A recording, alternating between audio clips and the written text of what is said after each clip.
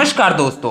और आज हम बात करने वाले हैं एनवायरमेंटल स्टडीज, जो एक इंट्रोडक्शन इसका पहला चैप्टर है। दूसरा आपको पता ही होगा एयर पोल्यूशन, तीसरा वाटर पोल्यूशन और चौथा सॉलिड वेस्ट मैनेजमेंट, पांचवा नॉइज पोल्यूशन जो थोड़ा इंपॉर्टेंट आ जाता है, और एनवायरमेंटल लेजिस्लेशन और impact of energy usage on environment. ये कुछ 7 चैप्टर्स आपके मतलब पूरे वो है सिलेबस में। ये एनवायरमेंटल स्टडीज के सिलेबस में सिर्फ आपको 7 चैप्टर्स पढ़ने हैं। अब याद रखिएगा, क्वेश्चंस बहुत बेसिक आएंगे और लोग इसको बहुत मतलब पढ़ेंगे नहीं बहुत लोग, इसीलिए तो कोशिश करिए। एमसीक्यूज ऐसे भी आ सकते हैं जो आपको थोड़ा बहुत प्रॉब्लम दे सकता है, तो इसलिए तैयार रहिए। लेकिन याद रखना बेसिक ही आएगा, और याद रखना इसमें से क्वेश्चन पता करना बहुत ईजी कि कौन सा आएगा कौन सा नहीं आ सकता है। जैसे कि मैं आपको सच्चाई बताता हूँ कि होता क्या है। देखिए, जैसे मैं आपको आरएसी मान लीजिए, रेफ्रिजरेशन एंड एयर कंडीशनिंग, अगर मैं उसमें आपको बोल दूं कि भाई ये कौन सा क्वेश्चन आएगा, अगर आप पूछते हो तो मैं आपको बोल सकता हूँ डायरेक्ट कि भाई रेफ्रिजरेंट का चैप्टर है आप में, उसमें CH3Cl क्या है, क्लोरोफॉर्म। अच्छा, रेफ्रिजरेंट की अनडिजायरेबल प्रॉपर्टी क्या है, मतलब जो उसके में प्रॉपर्टी नहीं होना चाहिए, जो गुण उसमें नहीं होना चाहिए, वो कौन सा गुण है, तो वो है हाई बॉइलिंग पॉइंट, उसकी हाई बॉइलिंग पॉइंट नहीं होना चाहिए। अब फ्रेंड्स ऐसे ऐसे क्वेश्चंस आएंगे, आपको रीजन नहीं पूछेगा ना कुछ पूछेगा, बस आपको सिर्फ टिक मार्क करना है, दैट्स इट। तो फ्रेंड्स कितना आसान हो गया पेपर देने का तरीका, आपको ना कॉपी ना कुछ, बच्चे आराम से कर सकते हैं। लेकिन हाँ, पहली बार है तो डर लग रहा है, तो चलिए शुरुआत करते हैं। तैयारी बहुत अच्छे से करेंगे पूरा क्वेश्चन। तो देखिए friends, first of all the word ecology was given bye, ये एनवायरमेंटल स्टडीज का हमारा पहला चैप्टर का इंट्रोडक्शन है, और ये पहला क्वेश्चन है हमारा कि first of all the word ecology was given bye. तो इकोलॉजी किसने दिया था, क्या आप मुझे बता सकते हैं फ्रेंड्स? तो फ्रेंड्स आपको याद होना चाहिए, इकोलॉजी जो है ना वो एक्चुअली ग्रीक शब्द से लिया गया है। एक होता है ऑइकोस और एक लोगोस। तो फ्रेंड्स कहां से लिया गया है? ग्रीक शब्द से, ग्रीक शब्द से लिया गया है। और ग्रीक में क्या कहते थे, 2 शब्द थे, एक था ऑइकोस और एक था लोगोस। तो फ्रेंड्स ये 2 शब्द है जो इससे लिया गया है। तो फ्रेंड्स मैं आपको कहूंगा इतना इजी है, खुद ही सोचिए। अब आते हैं हम फ्रेंड्स, ये ग्रीक शब्द से तो लिया गया है, लेकिन भाई किसने मतलब दिया, किसने? The first of all the word ecology was given bye, अब याद रखना ग्रीक शब्द से लिया गया और हैकल ने दिया है। अब ऐसा क्वेश्चन आएगा तो प्रॉब्लम में पड़ सकते हो, क्योंकि बहुत लोग ना इसे अर्नेस्ट हैकल कहते हैं, इनका पूरा नाम। अब कहीं हर्नेस्ट हैकल दे दिया तो आप थोड़ा बहुत दिक्कत हो जाओगे, क्योंकि हैकल के 2 लोग थे मतलब नाम के, ऐसा होता है। बट हाँ, यहाँ पर नहीं दिया है। मतलब क्यों नहीं दिया है? क्योंकि बहुत ही आसान क्वेश्चन देगा ना, मुश्किल थोड़ी देगा। तो चलिए शुरुआत करते हैं। दूसरा question, biotic environment has 2 components. तो फ्रेंड्स बायोटिक एनवायरनमेंट में 2 कंपोनेंट क्या है बता सकते हो? याद रखना, इसने बायोटिक पूछा है। आप बोलोगे बायोटिक क्या होता है ना, तो फ्रेंड्स कितना इजी है। देखिए, इकोसिस्टम के वो कुछ वो होते हैं जिसे हम कहते हैं, मतलब फैक्टर्स कहते हैं, या कह सकते हैं कंपोनेंट्स। कंपोनेंट्स ज्यादा अच्छा शब्द है, मतलब उसके कुछ कंपोनेंट होते हैं, वो क्या है? तो याद रखना, वो होता है एक अबायोटिक और एक बायोटिक। इकोसिस्टम के 2 कंपोनेंट है, अबायोटिक और बायोटिक। तो मैं आपको लिख के बताता हूं, इकोसिस्टम, जिसे आप क्या कहते हैं हिंदी में, आपको जानने की ज्यादा जरूरत नहीं है, क्योंकि हिंदी भी जरूरी है, बट याद रखना इंग्लिश में पढ़िए तो ज्यादा फायदा होगा। एक है अबायोटिक और एक है बायोटिक। अब फ्रेंड्स इसने क्या पूछा है कि बायोटिक के 2 गठन बताइए। तो बायोटिक के 2 मतलब कंपोनेंट क्या है, वो है plants and animals. Friends bio आ रहा है, बायो मतलब जीव, तो इसी से पता करिए कि प्लांट्स एंड एनिमल्स आएगा। क्योंकि देखिए लिविंग एंड नॉन लिविंग वो तो है ही नहीं, आराम से आप सोच सकते हो अगर थोड़ा बहुत पढ़े होगे। एग्रीकल्चर वेस्ट, ये तो भाई लिविंग कहाँ से हो गया, मतलब लिविंग होता है, बट यहाँ सिर्फ बायोटिक में लिविंग ही आता है सिर्फ। अब फ्रॉग एंड मैन दोनों लिविंग है, लेकिन दोनों मतलब एक किसी स्पेसिफिक चीज के बारे में बता रहे हैं। और प्लांट्स एनिमल्स पूरा बता दिए, इंसान भी एनिमल्स में आता है, याद रखना। मतलब जो भी चीज है पूरी दुनिया में, वो सिर्फ 2 भागों में बांट सकते हो, प्लांट्स एंड एनिमल्स। अब आते हैं हम तीसरी चीज पे। तीसरा क्वेश्चन है the study of inter reaction between living things and atmosphere is. अब याद रखना, हाँ कुछ लोग इकोसिस्टम की हिंदी पूछेंगे, भाई पारिस्थितिकी होती है, और प्लीज यार हिंदी मत पढ़ो, क्योंकि हिंदी कहीं ज्यादा काम आती नहीं है। मतलब यार मैं मानता हूँ हिंदी आपकी देश वाली भाषा है, देश क्या कहते हैं उसे, देश की मतलब वो हमारी भारतीय माता कुछ कहते हैं ना, ऐसा कुछ, मतलब वो हमारा वो है, क्या कहते हैं भाषा, बट हिंदी जो भाषा है, क्या आप संस्कृत भी तो भाषा है, तो क्या आप संस्कृत में पढ़ोगे? इतनी कठिन है ना, बहुत सारे बच्चे डर के भाग जाएंगे। तो इसलिए मैं कहता हूँ कि भाई हिंदी और इंग्लिश, मतलब इंग्लिश में आ जाओ, फायदा रहेगा। क्योंकि देखिए कितना आसान हो जाता है। The study of interaction between living things and atmosphere is, अब क्या बोल रहा है देखिए, मैं आपको पहले एक डेफिनेशन बताता हूँ। इकोलॉजी चल रही है, हाँ, तो इकोलॉजी में क्या पढ़े थे? हमने कहा था कि पर्यावरण, जो एनवायरमेंट और जो जीवों के बीच होता है ना, एनवायरमेंट और जीवों के बीच क्या होता है? संबंध, जो हम परस्पर संबंध होता है ना, जीवों के बीच परस्पर संबंध को, अध्ययन को क्या कहते हैं? क्या कहते हैं फ्रेंड्स, बताइए यार। ऑफ कोर्स फ्रेंड्स, इकोलॉजी कहते हैं। जब अध्ययन कर रहे हैं तो इकोलॉजी, और जो उनका पर्यावरण और जीवों के बीच परस्पर संबंध जो है वो इकोसिस्टम में आता है। तो इतना याद रखिए फ्रेंड्स, ये बहुत इजी क्वेश्चन है और आई होप आपको समझ में आ रहा होगा यार, क्योंकि समझना सबसे जरूरी है। The main source of energy in ecosystem is, अब फ्रेंड्स क्या क्वेश्चन पूछ रहा है? The main source of energy. Friends plants खाना किससे बनाती है? सनलाइट से, आपको पता है, सूर्य की रोशनी से। ये रिलीज्ड हीट इन फर्मेंटेशन, ये तो हमें पता भी नहीं क्या होता है। कंजर्व शुगर इन ट्रीज, ये सब तो मतलब फ्रेंड्स आपने सुना भी नहीं होगा। रिलीज्ड हीट ड्यूरिंग रेस्पिरेशन, हाँ, सांस लेते समय जो हीट रिलीज करते हो, ये सबसे कुछ मतलब आपको लगेगा कि हाँ ये भी हो सकता है। बट क्या ये मतलब एक solar energy source of energy है? तो फ्रेंड्स ये सोर्स ऑफ एनर्जी तो नहीं हो सकती, क्योंकि हीट वो है लो ग्रेड एनर्जी, और हमें हाई ग्रेड एनर्जी की बात हुई है जो सनलाइट है। नहीं एक्चुअली सॉरी, सनलाइट भी लो ग्रेड एनर्जी है, बट हाँ इसके अंदर जो है ना, ये सभी के पास है, सभी को मिलती है। आप समझ रहे हो ना, सनलाइट जो है वो सभी को मिलता है पूरी दुनिया में, याद रखना, साथ सब लेते हैं, ना कि मिलता है किसी को। The plants grown in desert are called, और friends the plants grown in desert, कितना अच्छा क्वेश्चन है ना, कि रेगिस्तान में जो प्लांट्स होते हैं वो क्या होते हैं? तो फ्रेंड्स रेगिस्तान में जो प्लांट्स होते हैं वो सेरोफाइट्स होते हैं। कितना इजी है फ्रेंड्स, सेरोफाइट्स, आपको दिख नहीं रहा होगा ना, मैं ये हटाता हूं, एक्चुअली सेरोफाइट्स। अब सेरोफाइट से आपको क्या लगेगा भाई, ये कैसा क्वेश्चन मतलब आ रहे हैं? तो फ्रेंड्स ये कुछ क्वेश्चंस होते हैं जो मतलब फ्रेंड्स रहता है डर कि अगर आ गया तो बच्चा करेगा कैसे। याद रखेगा, इकोसिस्टम के दो घटक है, बायोटिक, अबायोटिक। बायोटिक में आता है प्लांट्स, और बायोटिक को लोग हिंदी में क्या कहते हैं? चलिए हिंदी में बायोटिक को मैं बता देता हूँ, जैविक घटक। अब जैविक घटक में जो सेरोफाइट्स आता है ना, वो प्लांट्स के अंडर आता है। और ये क्वेश्चन बहुत इजी है भाई, क्योंकि आते हैं कि भाई ये बता दो मुझे रेगिस्तान में प्लांट्स को क्या कहते हैं, और फिर बाद में ये अगर मैं कह दूं रेगिस्तान के बाद क्या होता है, हाँ जमीन में जो वो कीड़े होते हैं उन्हें क्या कहते हैं, या पानी में जो मछलियां होती हैं उन्हें क्या कहते हैं, मछली कहते हैं, और मरीन लाइफ कहते हैं कुछ लोग। याद रखना, ऐसी ऐसी कुछ चीजें होती है जो आपको आनी ही चाहिए, और ये बहुत इजी है, टेंशन मत लेना। अभी थोड़ा डर लग गया, लेकिन हाँ यही क्वेश्चन है जो आता ही है।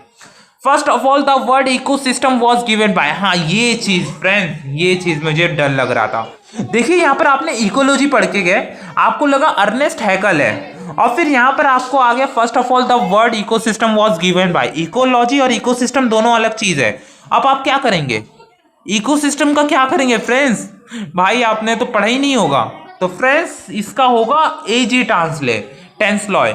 अब फ्रेंड्स एजी टेंसलॉय तो समझ गए आप, लेकिन एक मतलब अगर ये क्वेश्चन नहीं आया, ये आ गया कि अर्थर टेंसलॉय, तो अर्थर उसका पूरा नाम है, याद रखना, ऑथर मत समझना, अर्थर था। तो याद रखना फ्रेंड्स, ऐसे कुछ क्वेश्चंस आपको समझने हैं, क्योंकि यही कहीं कुछ जगह होती है जहां बीटीएस खेलेगा, और कहां पर खेल सकता है वो। हाइड्रोफोनिक्स फ्रेंड्स, ये सबसे अच्छा तरीका। उल्टा मैं तो लोगों को कहता हूं, अगर एंटरप्रेन्योर्स बनना है ना, मतलब लाइफ में कुछ करना है ना, तो ऐसी चीजों को अपनाओ, ऑर्गेनिक फार्मिंग, हाइड्रोफोनिक्स। तो हाइड्रोफोनिक्स है क्या फ्रेंड्स? हाइड्रोफोनिक्स क्या होता है आपको पता है?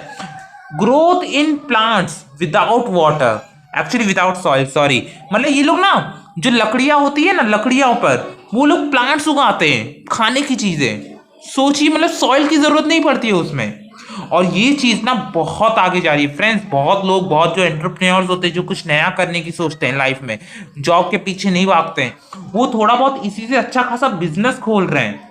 फ्रेंड्स आपको पढ़ाई बहुत कुछ सिखा सकती है। देखिए किसी को पता होगा हाइड्रोफोनिक्स होता है, और किसी को लगता होगा नहीं होता है, और एक हाइड्रोफोनिक्स से पैसा कमाता है, और एक हाइड्रोफोनिक्स वही पढ़ के वो मतलब किसी के लिए कुछ और काम करता है। सोचिए, जरूरी नहीं है एक मैकेनिकल मतलब क्या वो जाके गाड़ी बनाए या मतलब वो करे, उसको जानते हैं कैपिटलिज्म में कैसी दुनिया है। The greatest number in ecosystem is, the greatest number, ये कैसा क्वेश्चन है यार, थोड़ा सोचने दो। Okay, the greatest number. अब फ्रेंड्स ये बोल रहा है इकोसिस्टम में सबसे ज्यादा संख्या में क्या है, तो फ्रेंड्स मैं आपको बताता हूं, इसके पहले प्राइमरी प्रोड्यूसर है, और दूसरा ऑप्शन तो छुपा हुआ है, और तीसरा है सी सेकेंडरी कंज्यूमर्स, और चौथा डीकंपोजर्स। आप वो बोलेंगे यार दूसरा तो छुटा हुआ है, छुटा हुआ नहीं है एक्चुअली। यहाँ पर देखिए ये क्या क्या होता है, प्रोड्यूसर होता है, हार्बीवोरस होता है, कार्निवोरस होता है, फूड चेन तो पढ़े होगे ना यार, फूड चेन मतलब खाद्य, खाद्य क्या कहते हैं, श्रृंखला। खाद्य श्रृंखला में क्या आता है, पहले उत्पादक आता है, फिर उपभोक्ता आता है, फिर बाद में उपभोक्ता के बाद क्या आता है, द्वितीय उपभोक्ता, तृतीय उपभोक्ता, मतलब इतना ही मुश्किल कर देते ना उपभोक्ता बोल बोल कर। और देखिए हिंदी में इंग्लिश में नए नए शब्द हैं आपको मिल जाएंगे भाई, प्राइमरी प्रोड्यूसर, फिर इसके बाद आपको आ जाएंगे हेर्बीवोरस, फिर आ जाएंगे कार्निवोरस, और इसके बाद डीकंपोजर। तो ये चार चीजें हैं। अब आपको मुझे बताना है कि कौन सी ज्यादा संख्या में, तो प्राइमरी प्रोड्यूसर ज्यादा संख्या में, याद रखना। प्राइमरी प्रोड्यूसर को आप क्या कहते हो, क्या मुझे बता सकते हो, प्राइमरी उत्पादक, या आप हिंदी में जो भी करना चाहो, लेकिन याद रखना प्राइमरी प्रोड्यूसर जब भी आए ना, क्योंकि देखिए जो बीटीयूपी का पेपर है ना वो हिंदी में बहुत खराब दे रहा है, मालूम क्यों। अब the concept of ecology was given by Ernest Haeckel. देखिए यहाँ पर पूरा पूछ भी लिया, मैंने आपको बोला था ना, आप अर्नेस्ट हैकल दिया है, वैसे इसने दूसरा ऑप्शन नहीं दिया है जो मैं सोच रहा था, लेकिन ऐसा होता है फ्रेंड्स, याद रखिए। अर्नेस्ट हैकल नाम पे थोड़ा पकड़ बनाइए। The right path of energy flow in ecosystem, जो एनर्जी फ्लो होती है, जैसे हम प्लांट से हैं, मतलब हम प्लांट से खाना बनाती है प्लांट्स हमारे लिए, हम उसका खाना खाते हैं, और फिर बाद में हमें कोई और खाता है, और फिर बाद में उसको कोई और खाता है, मतलब उसको देखिए होता क्या है, एक कोई प्लांट था, हाँ दुनिया में भगवान ने प्लांट्स बनाया, बोला कि ये खाना बनाएंगे, प्लांट को मैंने पी से दिखाया है, प्रोड्यूसर आप कह सकते हो। फिर बाद में ह्यूमंस आए, ह्यूमंस ने इनको खाया, ह्यूमंस नहीं एक्चुअली कुछ लोग मेढक बोलते, कुछ लोग क्या बोलते हैं, मान लीजिए जो वो होते हैं ना, क्या कहते हैं उसे, मतलब वेजिटेरियन, तो वो अब वेजिटेरियन को भी भाई कौन खा लिया, कार्निवोरस। कार्निवोरस मतलब नॉन वेजिटेरियन, हाँ। अब नॉन वेजिटेरियन सी से क्या आता है, चीता आता है, चीता। अब चीता मर गया एक दिन, तो उसको कौन खा लिया, micro organism, germs, bacterias, decomposer जिसे कहते हैं। कितना इजी है, PSCM, मतलब नाम याद कर लिया। डी से क्या होता है, डी से क्या होता है कोई, अच्छा कोरोना वायरस सी से आता है, जाने दीजिए, डी से कुछ अच्छे आते होंगे, टेंशन मत लो यार। मैंग्रोव इज फाउंड इन, भाई मैंग्रोव क्या होता है, बहुत लोग जानते होंगे मैंग्रोव के बारे में, और बहुत लोग नहीं जानते होंगे। वैसे ये बताइए मैंग्रोव पाया कहाँ जाता है, ये एक टाइप के वृक्ष होते हैं, तो ये पाए कहाँ जाते हैं, सुंदरबन में पाए जाते हैं। सुंदरबन आपने बहुत सुना होगा बचपन में, वैसे कुछ लोग तो भाई अगर पाकिस्तान से तो नहीं सुने होंगे, चांसेस है, क्योंकि भाई बाकी देशों में तो मिलते ही नहीं ना, मतलब हमारे यहाँ सारे तरह के जीव मिलते हैं, और कहीं कहीं ये सब होता है। तो mangrove is found in Sundarban, याद रखिए फ्रेंड्स, ये क्वेश्चन इंपॉर्टेंट है। Which of the following term does not apply to humans, भाई ह्यूमंस नहीं है ये कह रहे हैं, मतलब कि ह्यूमंस के लिए ये इस्तेमाल ही नहीं होगा। मैंने इसलिए बोला था प्लांट, ना तो मैं वहां बोल देता वो। तो भाई प्राइमरी प्रोड्यूसर वो होते जो अपने लिए खाना खुद बना सकते हैं, ऑटोट्रॉप्स, जो स्वयं अपना खाना बना सकते हैं। अपना खाना स्वयं कौन बनाता है भाई, ये सिर्फ प्लांट्स बना सकते हैं और कोई नहीं बना सकता। हाँ बैकग्राउंड में नॉइज आ रही होगी, क्या करूं, आजकल के बच्चे ऐसे ही होते हैं, मुझे भी गुस्सा आता है।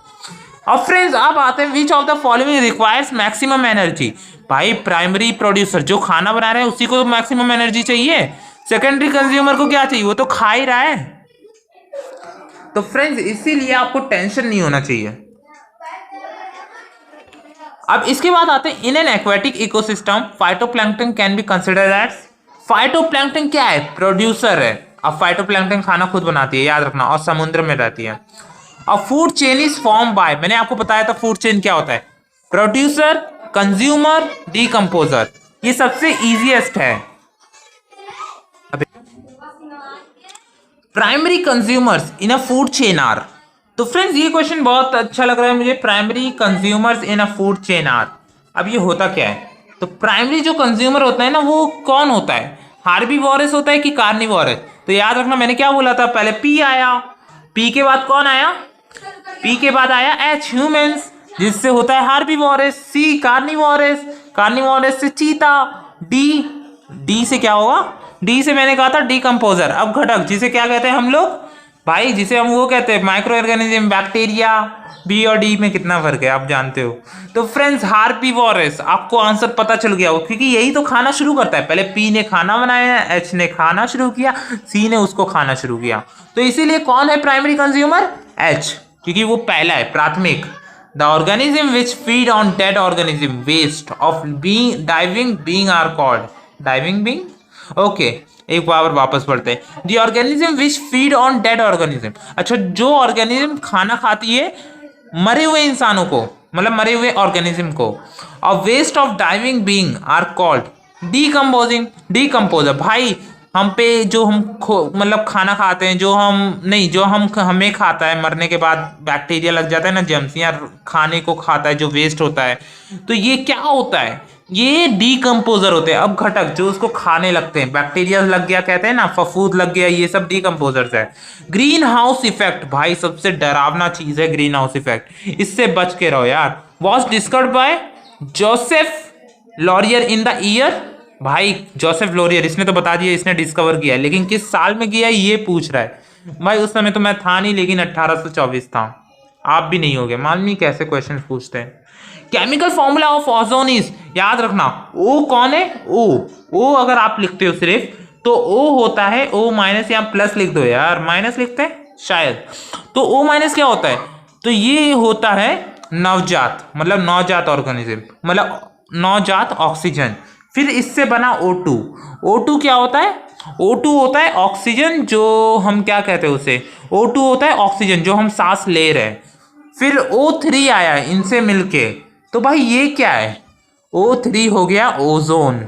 याद रखना फ्रेंड्स, ओजोन को कभी मत भूलना, मैं तो पहले कह दे रहा हूं। The pH of ordinary water, अब याद रखना, यहाँ जब ऑर्डिनरी वाटर कहता है ना, तो ऑर्डिनरी मतलब सामान्य तौर पे पानी क्या होता है? शुद्ध होता है, और शुद्ध पानी का पीएच मान 7 होता है। वैसे आजकल सामान्य तौर पे पानी गंदा होने लगा है, क्योंकि देख ले भाई 3/4, 3/4 हिस्सा पूरी दुनिया का पानी है जो खराब हो चुका है, खराब किया जा रहा है इंसानों के द्वारा।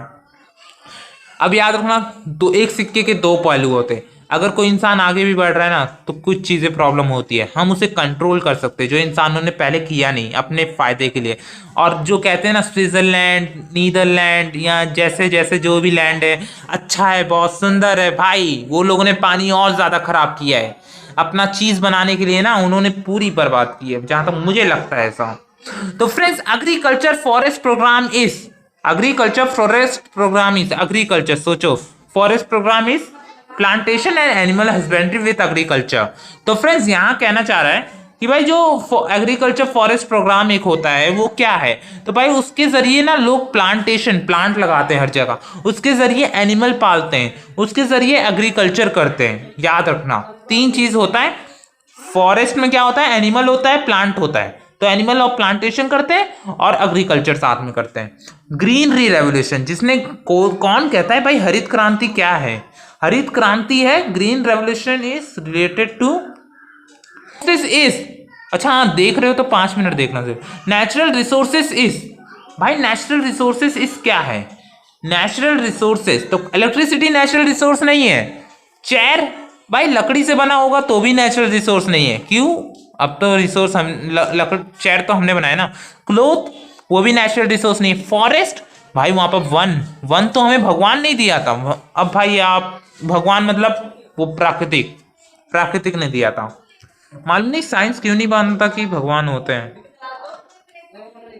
द मेन, एक्चुअली याद रखना साइंस भी भगवान को मानता है, लेकिन प्रॉब्लम क्या है पता है? वो बोलता नहीं है। वो बोलता है कि एक एनर्जी है जो हमारी सबकी सुरक्षा कर रही है। आप याद रखना क्वांटम मैकेनिक्स पढ़ना तो आपको पता चलेगा। उसमें कहता है कि भाई जो आप देख रहे हो 1 सेकंड पहले जो आपने देखा वो नहीं होता। मतलब बहुत डीप कॉन्सेप्ट है, कभी पढ़िएगा। The main reason of deforestation is, भाई लोग वन क्यों काट रहे हैं? डिफॉरेस्टेशन जिसे कहते हैं हम, फॉरेस्ट को हटा दिया तो डिफॉरेस्टेशन, याद रखना सफिक्स में काम आएगा। तो डिफॉरेस्टेशन क्यों है पता है? मैं ग्रीन से इसे लिखूंगा, ड्यू टू अर्बनाइजेशन। लोग ना आजकल देखो यार, प्लांटेशन लिखा है, प्लांट लगाओगे तो फॉरेस्टेशन मतलब फॉरेस्ट थोड़ी काट रहे हो, फार्मिंग कर रहे हो तो फॉरेस्ट थोड़ी काट रहे हो, माइनिंग कर रहे हो तो भाई अंडरग्राउंड माइनिंग कर रहे हो ना, जहां पर कुछ होगा। और अर्बनाइजेशन सबसे मुख्य कारण है ये, ड्यू टू अर्बनाइजेशन, मतलब लोग ना आजकल शहर में तब्दील हो रहे हैं और जिसके कारण जंगल काट रहे हैं। भाई मैं आपको ये कहना चाहूंगा ना, आने वाला समय ना हमें जंगल लगाना पड़ेगा, काटना नहीं है। ऐसा ना हो कि हमारे देश से खाना खत्म हो जाए। Bio energy does not spread in the environment, that is bio energy does not spread in the environment, that is carbon dioxide. याद रखना, carbon dioxide to the soil which is to. अच्छा लाइम क्या होता है? Lime नींबू type कुछ लगता है ना, तो वो, अब वो क्या है, अगर सॉइल में डाला जाए तो क्या है? तो भाई नींबू, अगर मतलब ऑफ कोर्स नींबू ही जैसा कुछ होता है, या जो भी कहो, वो अगर डाला जाए तो वो एसिडिक होता है। एसिडिक, याद रखना, एसिडिक मतलब क्यों? भाई खट्टा इतना होता है यार, तुम ही खाओ। Ecosystem does not consist of, ecosystem does not consist, देखो यार क्या क्वेश्चन, ये धमाल की क्वेश्चन, बीटीयूपी ऐसे ही क्वेश्चन देगा, याद रखना। एक लिखा है पी, पी कौन था? तो था प्लांट्स प्रोड्यूसर, इसके बाद डीकम्पो, इसके बाद क्या था, सॉरी यार क्या था, प्लांट्स होता है पहले प्राइमरी वो क्या कहते हैं उसे हम, प्रोड्यूसर। इसके बाद मैंने एच बताया था, देखो कितना अच्छा तरीका है, हार्बीवोरस, सी, फिर मैंने कार्निवोरस, डी डीकम्पोजर। अब भाई कंज्यूमर को ही हम हार्बीवोरस कहते हैं क्योंकि वो कंज्यूम करता है ना प्रोड्यूसर का खाना, और डी है सेलर। अब ये बताओ, अगर हम नहीं खाएंगे प्लांट्स को तो भाई प्लांट्स बर्बाद नहीं हो जाएगा? गेहूं तो सड़ जाएगा ना अगर पड़ा रहेगा। तो भाई देखो डीकम्पोजर। अब यहाँ पर सेलर कौन है भाई? ये तो बनिया यहाँ भी पहुंच गया, तो भाई सेलर यहाँ नहीं रहेगा, इसको हटा दो यार, मैं हटा देता हूँ। वैसे इसको टिक मार्क करता हूँ, ये सही है, सेलर नहीं है। Does not consist of. Examples of renewable resource. अच्छा हाँ, आजकल लोग कॉपी कैसे करते हैं यार, मैंने मतलब अजीब है, बोर्ड एग्जाम में पहले ऐसे कॉपी होता था कि आप यकीन नहीं करोगे। मैं बताता हूँ एक कहानी, ये कहानी थोड़ा छोटा है, हाँ मैं बस बताना चाहता हूँ। देखो हुआ क्या, एक लड़का, क्वेश्चन आया था कि भाई दिल्ली में क्या है, कुतुब मीनार दिल्ली में क्या है, हाँ तो एक क्वेश्चन आंसर था दिल्ली में कुतुब मीनार है। हाँ तो भैया जो कॉपी कर रहा था ना उसने क्या लिख दिया, भैया दिल्ली में कुतिया बीमार है। आप यकीन नहीं है करोगे, ऐसे ऐसी चीजें लिखते हैं ना लोग, कॉपी करने के लिए भी अकल चाहिए होती है आजकल। Examples of renewable resource.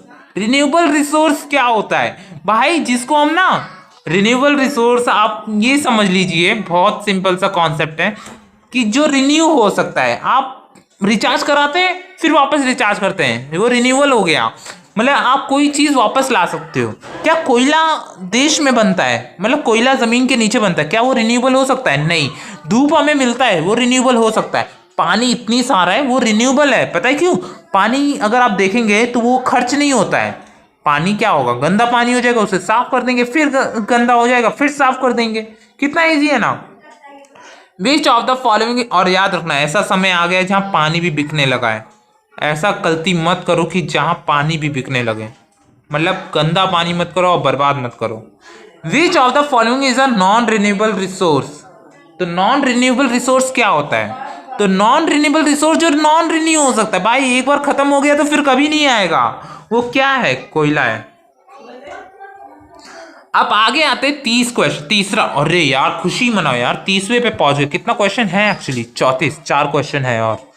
तो are natural resource that can be replaced is the same rate of which it is consumed is known as natural resource.